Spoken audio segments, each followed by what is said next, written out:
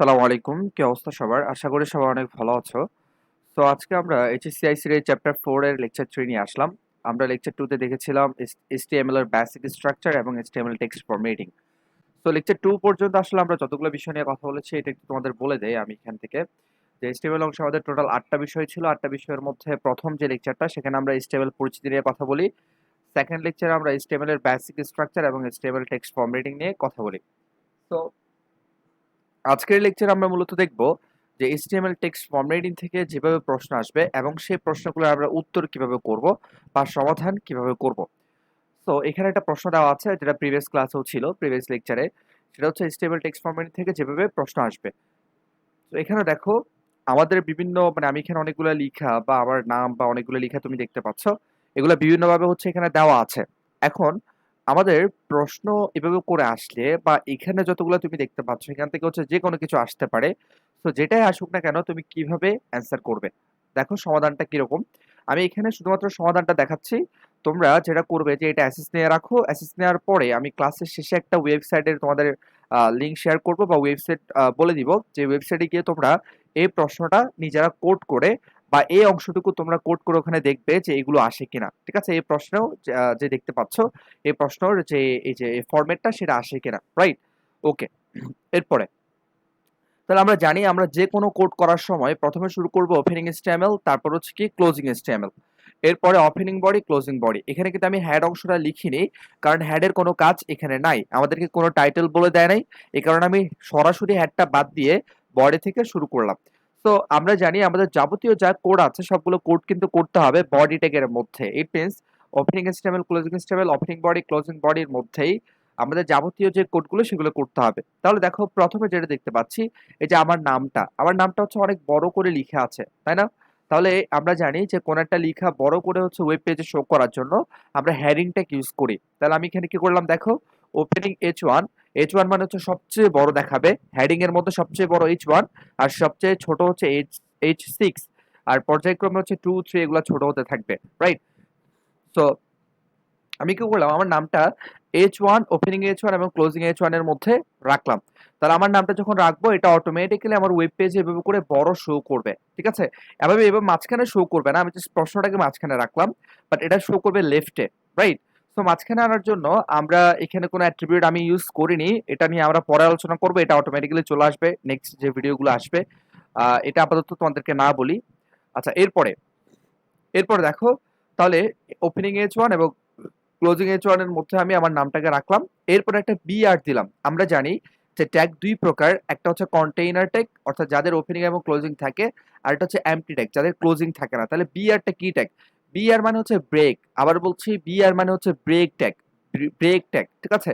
তো ব্রেক ট্যাগের কাজ কি? ব্রেক ট্যাগের কাজ হচ্ছে তুমি যখন একটা ট্যাগ ইউজ করার পরে ব্রেক ট্যাগটা যখন তুমি ইউজ করবে তখন তোমার লাইনটা ব্রেক করবে। অর্থাৎ তুমি যদি এই বিআরটা ইউজ না করে যদি এরপরে দেখো ইটালিক, আমরা ওপেনিং আই এবং ক্লোজিং আই দিয়ে ইটালিক, এর মধ্যে আমি হুমায়ুন লিখলাম, এই লেখাটা হচ্ছে এখানে শো করছে বাঁকা করে, তাই তো না? তো এখন যদি আমরা এই যে ব্রেক ট্যাগটা ইউজ না করতাম, এই যে H1 এর পরে যদি আমরা ক্লোজিং H1 এর পরে যদি বিআর ট্যাগটা ইউজ না করতাম তাহলে তুমি দেখতে যে এটা তোমার ওখানে এই যে পাশাপাশি শো করছে, এই যে পরবর্তী যে লাইনটা হুমায়ুন কবির এটার পাশে শো করছে। তাহলে একটা লাইন থেকে আরেকটা লাইনের ডিসটেন্স ক্রিয়েট করার জন্য বা পরবর্তী লাইনের জন্য আমাদের ব্রেক ট্যাগটা ইউজ করতে হবে, এমটি ট্যাগটা ইউজ করতে হবে। এরপর দেখো ইটালিক ট্যাগের মধ্যে যখন আমি হুমায়ুন কবির লিখলাম এটা হচ্ছে ইটালিক শো করছে। তাহলে এটার পরে আমি আবার এই লাইনটা চাচ্ছি, এই লাইনটা দেখি দেখো তো এই লাইনটা ইটালিকও আবার বোল্টও। তাহলে আমি কি করলাম, প্রথমে এই ট্যাগটাকে বোল্ড করলাম, দেখো ওপেনিং বি এবং ক্লোজিং বি এর মধ্যে হচ্ছে হুমায়ুন কবিরটা লিখলাম। এরপর আবার বাইরে ওপেনিং আই এবং ক্লোজিং আই দিয়ে দিলাম। তাহলে এটা কি হলো, বোল্টও হলো, আবার পাশাপাশি হচ্ছে তোমার কি হলো, ইটালিকও হলো। তাহলে একাধিক ট্যাগ যদি আমি ইউজ করি সেক্ষেত্রে কিভাবে করবো একটু দেখে নাও। রাইট? আর তুমি চাইলে এখানে ইটালিকটা আগে লিখতে পারতে, অর্থাৎ হুমায়ুন কবিরের আগে এবং পরে এই যে সেকেন্ড লাইন যেটা আছে এটার আগে যদি তুমি কি দিতা, বি দিতা, এই যে ওপেনিং বি এবং পরে ইটালিক, এই যে ক্লোজিং ইটালিকের পরে যদি ক্লোজিং বি দিতা তাহলে এটাও হচ্ছে সেম ভাবে শো করতো। ঠিক আছে? তো আগে পরে এটা হচ্ছে ম্যাটার না, তুমি চাইলে ইটালিকের আইটা পরে দিতে পারো, বিটা আগে দিতে পারো। এরপরে আবার আমি লাইন ব্রেক করার জন্য বিআর ট্যাগটা ইউজ করলাম। এখানে দেখবে প্রত্যেকটার পরেই হচ্ছে প্রত্যেকটা ট্যাগের পরে বিআর ট্যাগটা দেওয়া আছে লাইন ব্রেক করার জন্য। ঠিক আছে? তো লাইন ব্রেক করতে হলে অর্থাৎ পরের লাইনে শো করতে হলে তোমার অবশ্যই এইটা একটা ইউজ করতে হবে। যদি তুমি না করো তাহলে হচ্ছে তোমার লাইনগুলো পাশাপাশি শো করবে, এই যে একদম পাশে পাশে এক লাইনে শো করবে। ওকে, এরপরে দেখো, এরপরে আমরা এইটে 3 নাম্বারের পর 4 নাম্বার যেটা দেখতে পাচ্ছি, আমার এই লেখাটা, এই যে হুমায়ুন কবির লেখাটা, এটা হচ্ছে দেখো একটু ইটালিক দেওয়া আছে, আবার বোল্ড করা আছে, আবার আন্ডারলাইন করা আছে, তাহলে তিনটার এখানে ইউজ করা হয়েছে। তো দেখো আমি এটাকে প্রথমে বোল্ড করলাম, ওপেনিং বি এবং ক্লোজিং বি এর মধ্যে রাখলাম হুমায়ুন কবিরটাকে, এরপর ওপেনিং ইটালিক এবং ক্লোজিং ইটালিকের মধ্যে রাখলাম, এরপর আবার ওপেনিং ইউ এবং ক্লোজিং ইউ এর মধ্যে রাখলাম। ঠিক আছে, তুমি এভাবে করে বলতে পারো ওপেনিং ইউ এবং ক্লোজিং ইউ, মানে একটা একটা করে প্রথমে শুরু করবা, তোমার যেটা মন চায় সেটা তুমি দিতে পারো।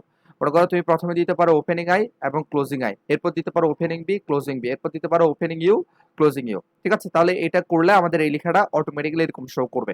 এরপর এটা জাস্ট নর্মাল লেখা, এটার আমি কোনো কোড লিখি নাই, এই যে হুমায়ুন কবির এটা একটা নর্মাল লেখা, এটা জাস্ট তুমি এমনিতে কোনো কোড ছাড়া কোনো ট্যাগ ছাড়া লিখলেই এটা অটোমেটিক্যালি হচ্ছে তোমার ওয়েব পেজে শো করবে, এটা কোনো ব্যাপার না। এরপরে সবচেয়ে important, a square plus two a b plus b square, তাহলে আমরা জানি পাওয়ারের জন্য আমরা সুপ যে ট্যাগটা সেটা ইউজ করি। তাহলে দেখো, এবং একটা বিষয় খেয়াল করো, a square plus two a b plus b square এটাতে পাওয়ার আছেই, পাশাপাশি বোল্ড বোল্ড করা আছে লেখাগুলা, এই যে অক্ষরগুলো লেটারগুলো বোল্ড করা আছে, তাহলে এখানে আমাদের বোল্ডটাকে ইউজ করতে হবে। তো দেখো প্রথমে আমি কি করলাম, যে ইটালিক, ওপেনিং ইটালিক এবং ক্লোজিং ইটালিক লিখে ফেললাম, অথবা তুমি এটা ধরতে পারো যে প্রথমে এইচ লিখলা, যেটা পাওয়ার, সরি আমি কোন লাইন বললাম, এই যে এই লাইনটা, এই যে এটা, এই যে এখানে বোল্ড করা আছে, তাহলে আমি প্রথমে দেখো পাওয়ারের কাজটার জন্য প্রথমে কি করলাম, এ লিখলাম, এ লিখার পরে হচ্ছে সুপ দিলাম, অর্থাৎ যেটা পাওয়ার থাকবে সেটার আগে, এবং পরে হচ্ছে কি দিলাম, সুপ দিলাম। ঠিক আছে, এরপর এই যে বি স্কোয়ারের উপর পাওয়ার হবে, তাহলে বি, বি এর যে স্কোয়ারটা বা যে পাওয়ারটা সেটার আগে ওপেনিং সুপ এবং ক্লোজিং সুপ দিলাম, রাইট। এরপর দেখো যেহেতু পুরো অংশটা হচ্ছে বোল্ড করা, তাহলে এই পুরো অংশটার আগে, ঠিক আছে, এই থেকে শুরু করে বি পর্যন্ত, অর্থাৎ এই যে এই অংশটা পর্যন্ত আমরা প্রথমে দিলাম ওপেনিং বি এবং শেষে দিলাম ক্লোজিং বি, তাহলে এটা অটোমেটিক্যালি কি হবে, পাওয়ারও হবে এবং পাশাপাশি এটা কি হয়ে যাবে, বোল্ড হয়ে যাবে। ঠিক আছে, এরপরে এরপর আমরা দেখতে পাচ্ছি H2O, এই লেখাটা কিন্তু বোল্ড করা নাই ঠিকই, কিন্তু এটা আমরা জানি যেহেতু নিচে সংকেত আছে, তো আমরা নিচের জন্য কি ইউজ করি, সাব। আবার এটা একটু দেখো বাঁকা আছে, তার মানে এটা ইটালিক। ঠিক আছে, তাহলে আমরা কি করলাম, এখানে দেখো আসছে না কেন, আচ্ছা এটা হচ্ছে ইটালিক, তাহলে আমরা কি করলাম দেখো, এইচ এর পর যেহেতু টুটা নিচে আছে, তাহলে টু এর আগে এবং পরে হচ্ছে কি দিলাম, সাব দিলাম, ওপেনিং সাব ক্লোজিং সাব, মাঝখানে রাখলাম টু, এরপর ও দিলাম, তাহলে এই যে সম্পূর্ণ এইচ থেকে ও পর্যন্ত এই সম্পূর্ণ অংশটার আগে দিলাম ওপেনিং আই এবং পরে দিলাম ক্লোজিং আই, তাহলে এটা অটোমেটিক্যালি বাঁকা শো হয়ে যাবে। আমি আবার একটু বলে দিই যে প্রত্যেকটার পর বি আর দেখতে পাচ্ছ, এটা হচ্ছে লাইন ব্রেক করার জন্য, অর্থাৎ পরবর্তী লাইনে শো করার জন্য, এটা তোমার দিতে হবে। যদি তুমি পরবর্তী লাইনে শো শো করাতে চাও তোমার লেখাটাকে, অথবা তোমাকে যে প্রশ্নটা দিবে সেটার লাইনগুলো যদি একটার পর একটা থাকে, এরকম একটার পর একটা থাকে। ঠিক আছে, ওকে। এরপর দেখো হুমায়ুন কবির লেখাটা H2O এর পরে হুমায়ুন কবির লেখাটা কাটা মাঝখানে, তাহলে আমরা জানি মাঝখানে এরকম কাটা দাগ দেওয়ার জন্য বা এরকম কেটে দেওয়ার জন্য আমরা ডিলিট ট্যাগ ইউজ করি। তাহলে ওপেনিং ডি এবং ক্লোজিং ডি, ওপেনিং ডি এল এবং ক্লোজিং ডি এল এর মধ্যে যদি আমরা এটা রাখি, তাহলে এটা এমন শো করবে। এরপর দেখো, এরপর লেখাটা হচ্ছে কি, হুমায়ুন কবির লেখাটা হচ্ছে একটু মার্ক করা আছে ইয়েলো কালার, আমরা যদি কোনো একটা লেখা মার্ক করি তাহলে সেটা কি হয়ে যায়, ইয়েলো হয়ে যায়, মানে ইয়েলো কালার হয়ে যায়। তাহলে মার্ক ট্যাগের মধ্যে যদি আমরা এটা রাখি, ওপেনিং মার্ক এবং ক্লোজিং মার্কের মধ্যে যদি হুমায়ুন কবির লেখাটা রাখি, এটা অটোমেটিক্যালি কি হয়ে যাবে, এরকম ইয়েলো হয়ে যাবে ওয়েব ওয়েব পেজে, রাইট। এরপরে হুমায়ুন কবির এই লেখাটা দেখো, এটা হচ্ছে তোমার বোল্ড করা আছে, মানে এখানে একটা ফন্ট ইউজ করা হয়েছে ফেস, এরপর হচ্ছে এখানে কালার করা আছে, তারপরে একটু সাইজ আছে, তাহলে আমরা এগুলো করার জন্য কোন ট্যাগ ইউজ করব, ফন্ট ট্যাগ। ঠিক আছে, দেখো হুমায়ুন কবির লেখার আগে আমরা ওপেনিং ফন্ট দিলাম এবং ক্লোজিং ফন্ট দিলাম। এখন দেখো আমার লেখাটা হচ্ছে ফেস কি, মানে এটা যে এরকম তুমি দেখতে পাচ্ছ আমার লেখাটা বোল্ড করা বা এই একটা ডিজাইন দেখতে পাচ্ছ লেখার, এই ডিজাইনের জন্য এখানে আমরা ফেস দিলাম।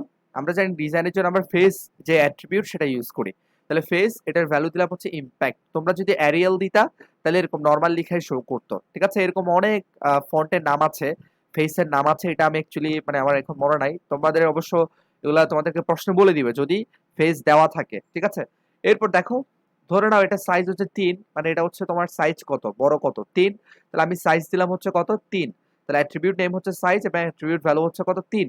এরপরে ধরে নাও এটার কালার হচ্ছে কি, মানে এটার কালার তুমি দেখতেই পাচ্ছ এখানে 3, সরি রেড, তো এটা যেহেতু রেড কালার, তা আমরা এখানে কি দিলাম, কালার ইকুয়াল এই যে রেড দিলাম, ভ্যালু দিলাম কি, রেড। ঠিক আছে, এরপর এই যে আমরা জানি যে আমরা যতগুলো অ্যাট্রিবিউট আমরা ইউজ করব, এটা অবশ্যই আমাদের ওপেনিং ট্যাগে ইউজ করতে হবে। সো ফেস, সাইজ, কালার তিনটাই দিয়ে দিলাম ওপেনিং ট্যাগে। এরপর হচ্ছে হুমায়ুন কবির লেখাটা লিখলাম, এবার ক্লোজিং ফন্ট দিলাম। এরকম করলে আমার অটোমেটিক্যালি আমার লেখাটা এভাবে শো করবে। যদি তুমি এখানে কালার ব্লু দিতা, তাহলে এই লেখাটা কি হয়ে যেত, ব্লু হয়ে যেত। ঠিক আছে, তারপর তুমি এখানে অন্য সাইজ যদি 5 দিতে তাহলে বড় হয়ে যাইতো, ফেস যদি চেঞ্জ করে দিতে তাহলে লেখার ডিজাইন চেঞ্জ হয়ে যাইতো। আচ্ছা, এরপর সর্বশেষে আমরা দেখতে পাচ্ছি follow my page, you can get or all educational videos through this page. এটা জাস্ট নর্মাল লেখা। তাহলে নর্মাল লেখার জন্য আমরা প্যারাগ্রাফ টেক ইউজ করব, এটা প্যারাগ্রাফের মতো। তাহলে ওপেনিং পি এবং ক্লোজিং পি এর মধ্যে যদি আমরা এই লেখাটা রাখি, তাহলে এটা এইভাবে করে আবার প্যারাগ্রাফ হিসেবে শো করবে। ঠিক আছে, এখন দেখো প্যারাগ্রাফ ট্যাগের আগ পর্যন্ত সবগুলোতে কিন্তু বিআর ট্যাগটা ছিল, কিন্তু এটার ক্ষেত্রে হচ্ছে বিআর ট্যাগটা লিখিনি, কারণ এটা সর্বশেষ সেখানে বিআর লেখার কোনো প্রয়োজন আমার নাই। তো এই ছিল হচ্ছে আমাদের প্রশ্নের সমাধান। তো তোমরা যেটা করবা যে এটা একটু অ্যাসেস নিয়ে নাও, এবং একটু তোমরা, আমি একটা ওয়েবসাইটে তোমাদের লিঙ্ক দিচ্ছি বা বলছি, সেটা হচ্ছে W3 স্কুল। আমি তোমাদেরকে একটু বলি, এই যে W3 স্কুল আমি একটু দেখাই তোমাদের, একটু ওয়েট।